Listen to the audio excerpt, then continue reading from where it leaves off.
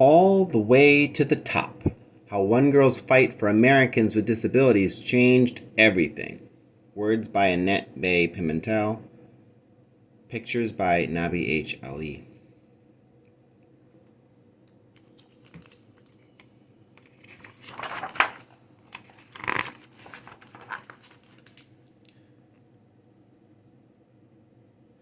Jennifer Keelan may be small, but her voice is mighty. Yee-haw! Snowball responds, speeding up from a walk to a trot. Jennifer loves to go fast, but she knows she'll soon have less time for riding since she's finally old enough for school. She can't wait to make new friends. She's ready to go.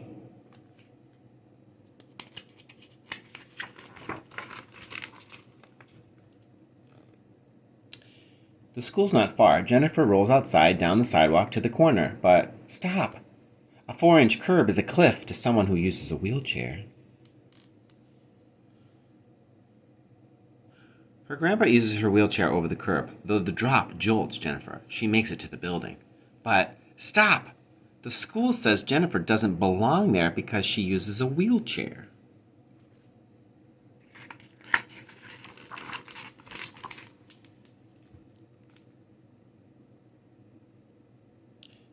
Instead, Jennifer and her mom find a different school that says she can attend kindergarten, but only for part of the afternoon, when lunch is over. As Jennifer rolls in each day, everyone is already busy. She has to figure out what's going on and how to join in. Since most kids have never met someone who uses a wheelchair, her classmates are confused and even a little afraid. "You'll never be one of us," some of them say.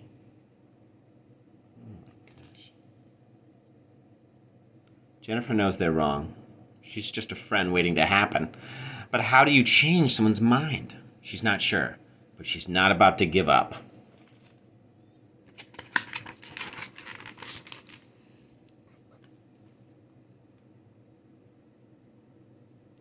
Jennifer and her family hear about activists who are working to make sure people with disabilities have access to public spaces like schools. They want to know more, so they attend a strategy meeting. Jennifer has never seen anything like it. The room is full of grown-ups with all sorts of disabilities. Some use wheelchairs, some use canes. None of them are sitting around waiting for things to change. They're shouting, laughing, and planning a big protest to get wheelchair lifts on buses.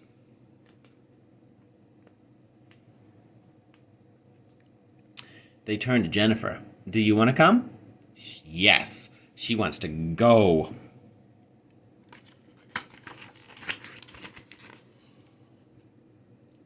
Downtown, Jennifer rolls to the microphone and tells her story. She leads marchers through the streets, chanting, "The people united will never be defeated." It feels good to speak up for what she believes in. She can't wait to do it again. She's raring to go.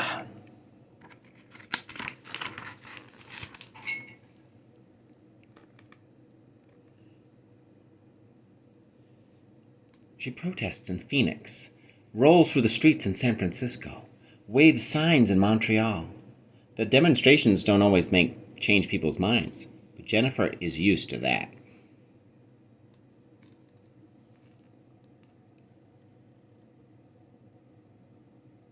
Even when her neighborhood school finally agrees she can attend, she and her classmates with disabilities aren't allowed to eat in the cafeteria with everyone else. That hurts, but she keeps going.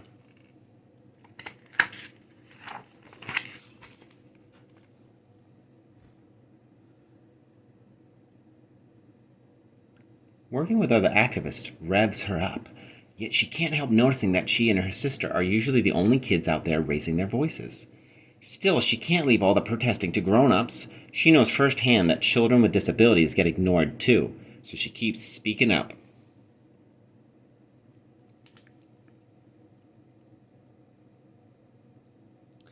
When Jennifer is 8, activists propose a new law called the Americans with Disabilities Act, or the ADA.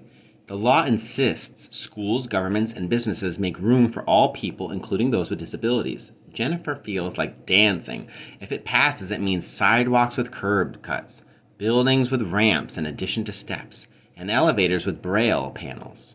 It means Jennifer and her classmates with disabilities can finally go to the cafeteria with everyone else for lunch.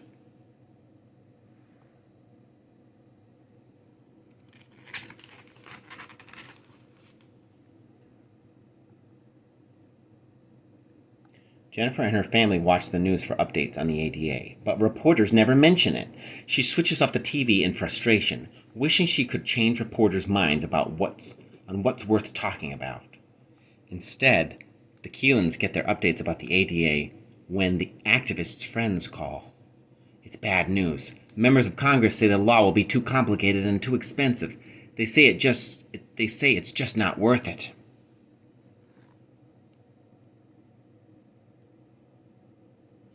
Since the news station is ignoring people with disabilities, Jennifer and her friends are determined to find another way to make Congress hear their voices.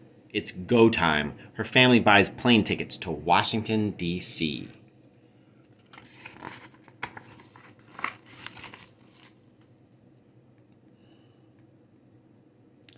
As they march down Pennsylvania Avenue, Jennifer has never shouted louder.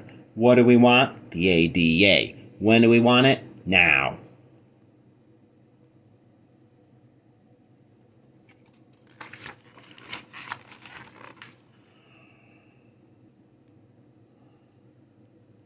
Finally, they reach the U.S. Capitol, but stop!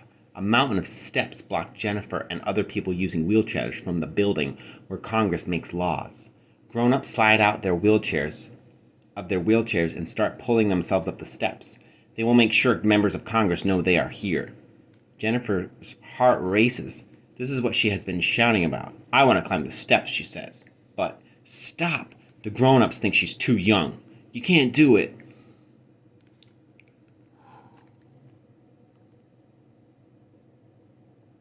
Jennifer knows this is not just about her.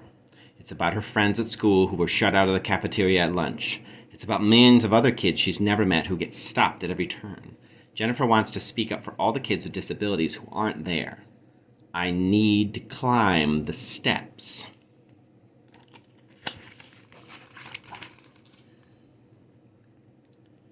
She slides out of her wheelchair, scoots along the sidewalk to the bottom of the stairway, and puts her hands on the first step. She hauls herself up. Tiny bits of dirt and rock dig into her skin. She drags herself up another step. The crowd roars. Reporters surround her with cameras and microphones, recording her gutsy climb. I'll take all night if I have to, she vows. She keeps heaving, hauling, dragging herself up those steps. She keeps going all the way to the top.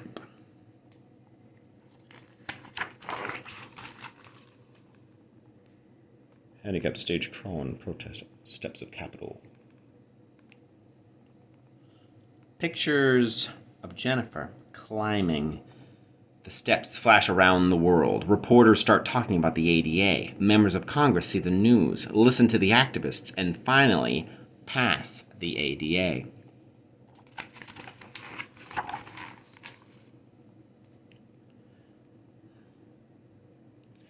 Laws like the ADA don't change things overnight. Entrances have to be rebuilt, sidewalks redesigned, buses re-engineered. Slowest of all, minds have to change. So Jennifer will continue shouting and waving signs, organizing and planning. She will continue fighting for what she knows is right. Jennifer has places to go. And nothing will stop her now.